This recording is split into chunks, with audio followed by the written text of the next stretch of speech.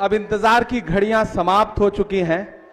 मैं उस शख्स को बुलाने के लिए आपके बीच में खड़ा हूं कि चिरागों के सफर में दबदबा हो आंधियों का, तो फिर अंजाम जुल्मत के सिवा कुछ भी नहीं होगा। यह दुनिया नफरतों के आखिरी स्टेज पर है, इलाज इसका मोहब्बत के सिवा कुछ भी नहीं होगा। नफरत छोड़ो भारत जोड़ो का नारा लेकर के पहले भारत जोड़ो यात्रा और अब भारत जोड़ो न्याय यात्रा लेकर के मोहब्बत का देवता मोहब्बत के सफर पर है। मैं चाहता हूं कि एक एक हाथ उठे, आपकी तालियां आदरणीय राहुल गांधी जी को आवाज दें। आदरणीय राहुल गांधी जी आपके बीच में आ रहे हैं। वो सरफरी हवा थी, संभलना पड़ा मुझे, मैं आखिरी चिराग था, जलना पड़ा मुझे। आदरणीय राहुल गांधी जी आपके बीच में।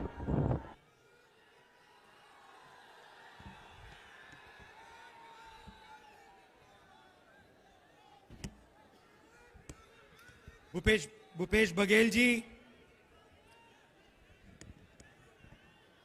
अखिलेश सिंह जी, शकील अहमद खान जी, मदन मोहन झा जी, तारिक अनवर जी, इमरान प्रतापगढ़ी जी, कन्हैया कुमार जी, मोहम्मद जावेद जी, अहमद अशफाक करीम जी, अलायंस के नेता दीपंकर भट्टाचार्य जी, महबूब आलम जी, कुणाल जी, स्टेज पे कांग्रेस पार्टी के सब वरिष्ठ नेता, भाइयों और बहनों, प्रेस के हमारे मित्रों, आप सबका यहां बहुत बहुत स्वागत, नमस्कार।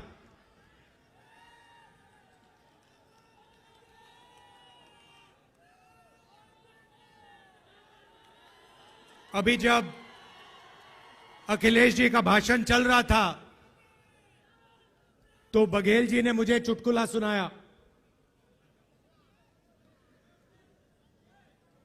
आपके स्टेट के आपके चीफ मिनिस्टर के बारे में चुटकुला है, मैं सुना देता हूं आपको, सुनना है?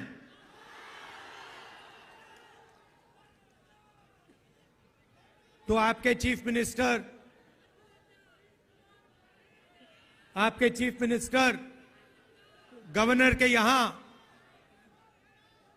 स्वेरिंग इन के लिए गए, बड़ा धूमधाम था। वहां पे बीजेपी के नेता बैठे थे, गवर्नर साहब बैठे थे, सब एमएलए बैठे थे। स्वेरिंग इन होती है,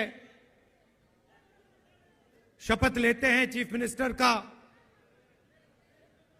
उनके मंत्री, 2-3 मंत्री भी शपथ लेते हैं, खूब तालियां बजती हैं और फिर नीतीश जी निकल जाते हैं, वापस सीएम हाउस की ओर चल जाते हैं। गाड़ी में पता लगता है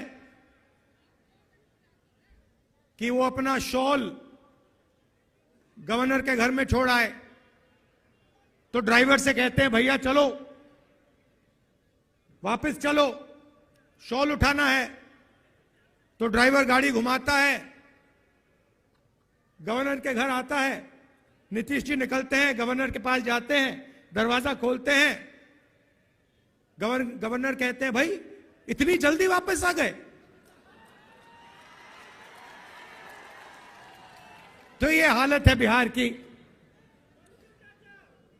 थोड़ा सा दबाव पड़ता है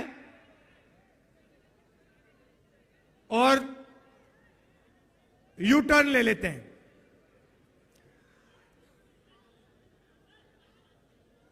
दबाव क्यों पड़ा? क्योंकि बिहार में हमारे गठबंधन ने एक बात जनता के सामने रखी है। इस यात्रा में हम 5 न्याय की बात कर रहे हैं, उनमें से एक न्याय, उसको आप सामाजिक न्याय कह दीजिए, उसको आप हिस्सेदारी कह दीजिए, उसको आप भागीदारी कह दीजिए, उसके बारे में हम काम कर रहे हैं। मैंने पहले भाषणों में कहा है कि इस देश में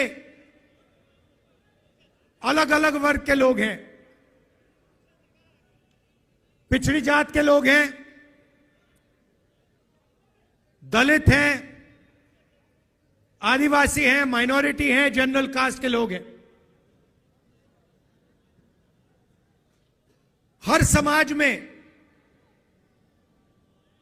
कमजोर लोग हैं। ओबीसी समाज देश का सबसे बड़ा समाज है। मगर अगर मैं आज आपसे पूछूं कि इस देश में ओबीसी समाज की आबादी कितनी है,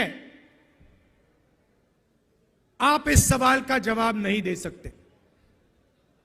दे सकते हैं? कोई नहीं जानता। और मैं सिर्फ एक बात आपके सामने रखना चाहता हूं। आप देश के किसी भी सेक्टर को देख लो, सरकार की बात करनी है तो मैंने पिछले भाषणों में कहा, जो देश की सरकार को चलाते हैं 90 अफसर हैं, आईएएस के अफसर हैं। 90 में से 3 ओबीसी वर्ग से आते हैं। और अगर 90 अफसर पूरे के पूरे बजट के बारे में निर्णय लेते हैं तो ये ओबीसी अफसर 100 रुपए में से 5 रुपए का निर्णय लेते हैं। तो सरकार में ना ओबीसी की, ना दलित की, ना आदिवासी की भागीदारी है। सरकार को छोड़िए, हिंदुस्तान की सबसे बड़ी 500 कंपनीज को देख लीजिए, उनकी लिस्ट निकालिए, उनके मालिकों के नाम पढ़िए। आपको उन नाम में से एक दलित, एक आदिवासी, एक पिछड़ा नहीं मिलेगा।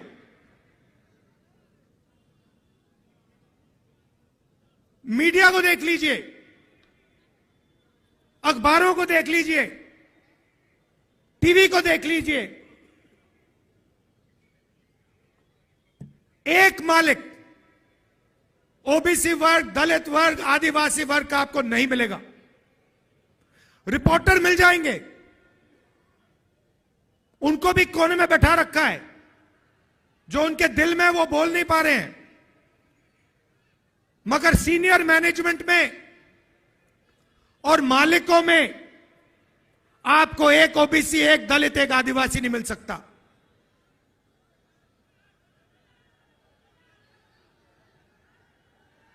प्राइवेट एजुकेशन के सिस्टम को देख लीजिए, प्राइवेट कॉलेजेस, यूनिवर्सिटीज को देख लीजिए, प्राइवेट अस्पताल देख लीजिए, एक मालिक आपको ओबीसी, दलित, आदिवासी का नहीं मिलेगा। तो मैं सिर्फ यह सवाल पूछ रहा हूं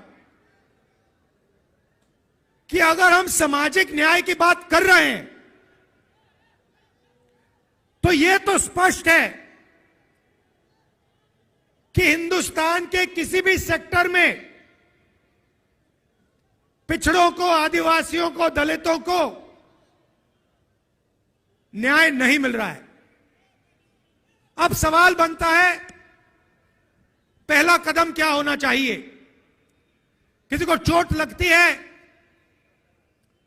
पहला काम डॉक्टर कहता है, पैर में चोट लगती है, पहला काम डॉक्टर कहता है ऐसे करो, एक्सरे जाके कर लो।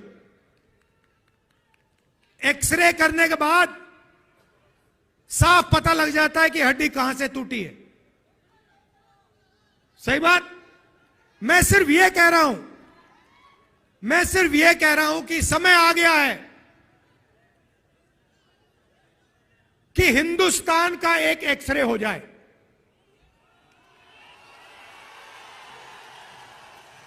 एक एक्सरे हो जाए, उसके बाद एमआरआई भी हो सकता है, मगर पहले एक एक्सरे हो जाए कि इस देश में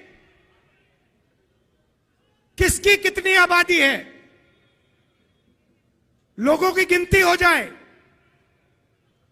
जनरल कास्ट के इतने लोग हैं, उसमें से अमीर इतने हैं, ओबीसी जात के इतने लोग हैं, उसमें से अमीर इतने हैं, गरीब इतने हैं, किसान इतने हैं, मजदूर इतने हैं, भूखे इतने हैं, आदिवासी के इतने लोग हैं, इसमें आदिवासियों में अलग अलग ट्राइब्स के इतने इतने लोग हैं, दलित इतने हैं, इसमें दलितों में ये अलग अलग लोग हैं, ये भूखे मर रहे हैं, ये मजदूरी कर रहे हैं, ये सड़क बना रहे हैं। बस मैं यही कह रहा हूं, सामाजिक न्याय का यही मतलब है, और सामाजिक न्याय का पहला कदम देश का एक्सरे करना है। अब बात समझिए, नीतीश जी कहां फंसे, मैं आपको बताता हूं।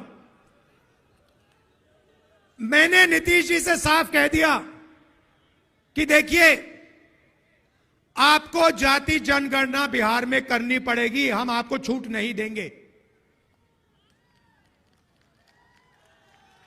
और आरजेडी ने, हमने यह काम नीतीश जी पर दबाव डाल के किया। अब क्या हुआ, अब दूसरे साइड से प्रेशर आया। बीजेपी नहीं चाहती कि इस देश का एक्सरे हो, डरते हैं एक्सरे से। दूध का दूध, पानी का पानी हो जाएगा, पता लग जाएगा कि कितने ओबीसी हैं, कितने दलित हैं, कितने आदिवासी हैं। बीजेपी ये नहीं चाहती। बीजेपी चाहती है कि आपका इधर ध्यान जाए, उधर ध्यान जाए, आगे पीछे ध्यान जाता जाए, मगर सामाजिक न्याय पे गलती से भी आपका ध्यान ना चला जाए। नीतीश जी बीच में फंस गए और बीजेपी ने उन्हें रास्ता, निकलने का रास्ता दे दिया, और नीतीश जी उस रास्ते पे निकल गए। सामाजिक न्याय देने की जिम्मेदारी बिहार में हमारे गठबंधन की है। नीतीश जी की यहां कोई जरूरत नहीं है, यहां पे हम अपना काम कर लेंगे मिलके। हमारा गठबंधन यहां पे जो करना है कर देगा। यह हुई बात सामाजिक न्याय की। अब मैं आपको आर्थिक न्याय की बात करना चाहता हूं।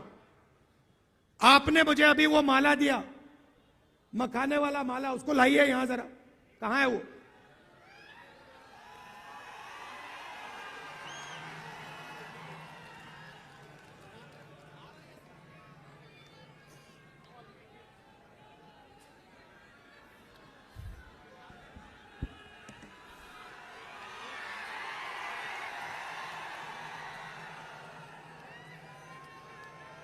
मैं 1 मिनट में आपको आर्थिक अन्याय समझाने जा रहा हूं।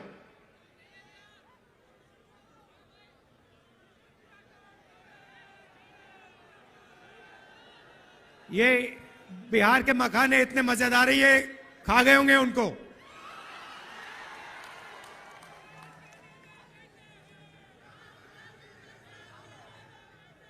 खा गए, देखो खा गए। हाँ, लाओ लाओ लाओ लाओ, उसको लाओ।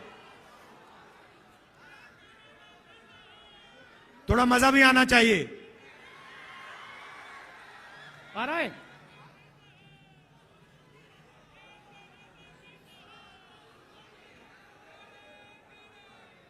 ये आ गया।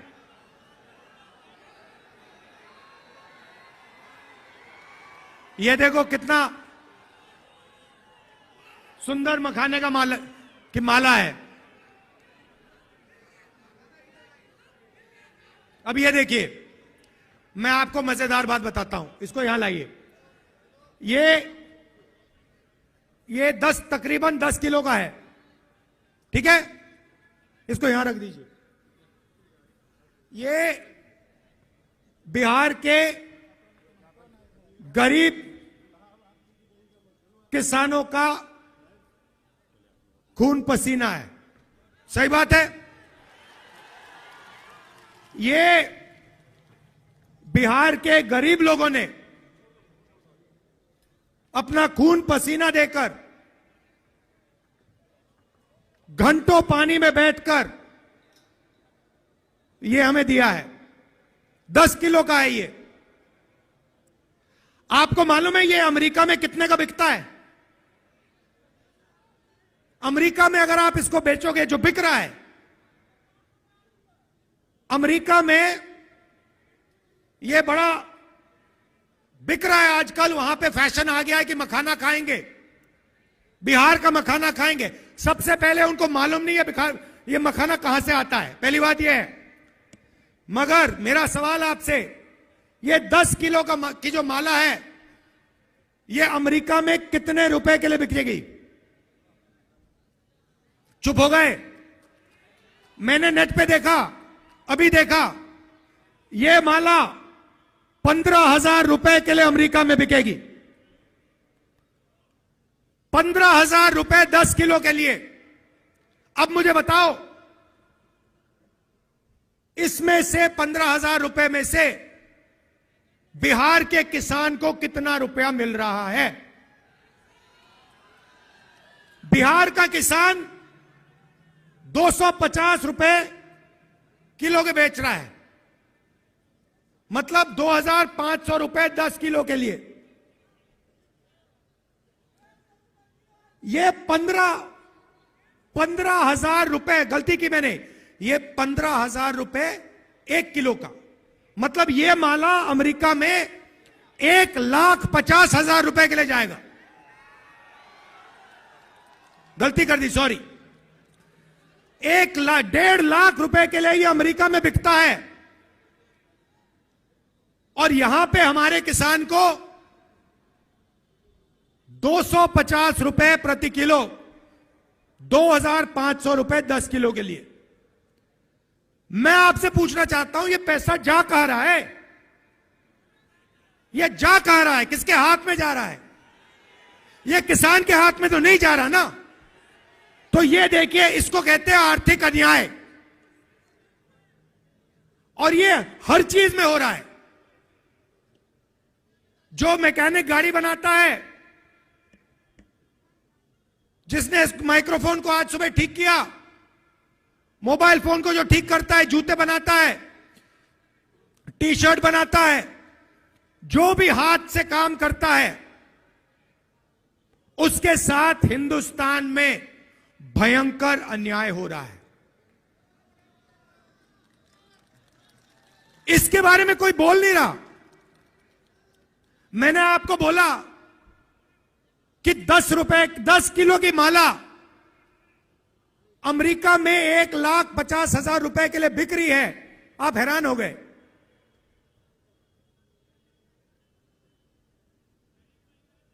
$1,50,000 रुपए ये पड़ा हुआ है हमारे सामने।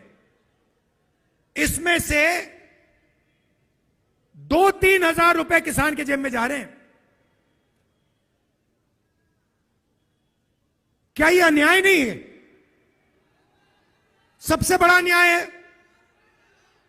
तो जब हम आर्थिक न्याय की बात करते हैं, हम चाहते हैं कि अगर ये 1,50,000 रुपए की माला है, तो कम से कम 30-40 हजार रुपए तो किसान के हाथ जाए।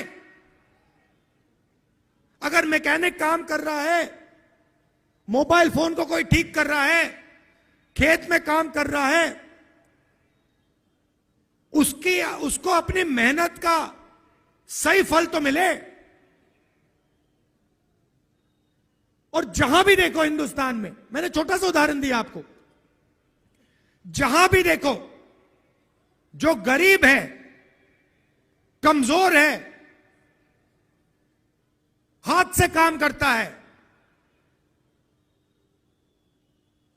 उसको अपनी तपस्या का फल नहीं मिलता देश में। तो ये दो बातें मैं आपसे कहना चाहता था। एक,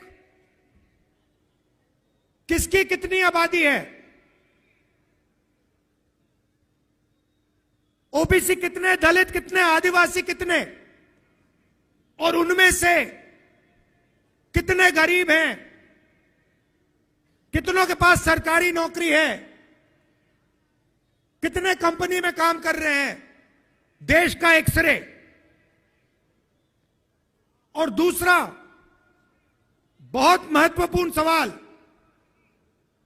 1.5 लाख रुपए की माला में से हमारे किसान को 2,500-3,000 रुपए क्यों मिल रहे हैं, ज्यादा क्यों नहीं मिल रहा है?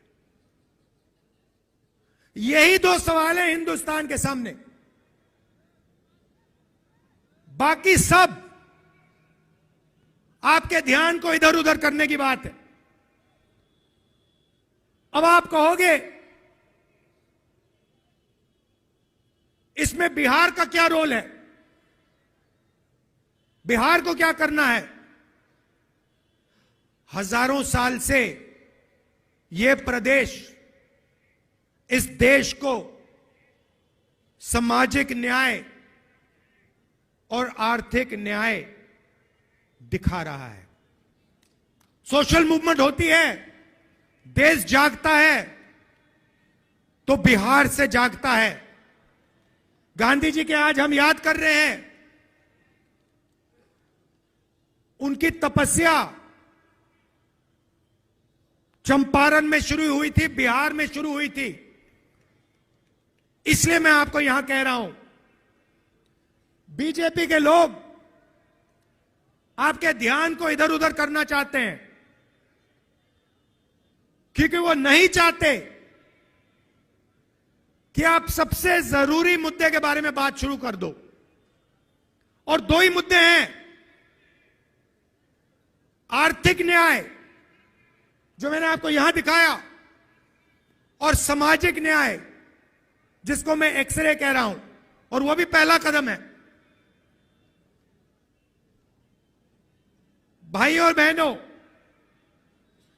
पिछले साल हमने भारत जोड़ो यात्रा की। कन्याकुमारी से हम कश्मीर तक चले, समुद्र के तट से शुरू किया, चलते गए चलते गए चलते गए, हिमालय तक चले। आप सब हमारे साथ चले थे। बीजेपी देश में नफरत और हिंसा फैला रही है।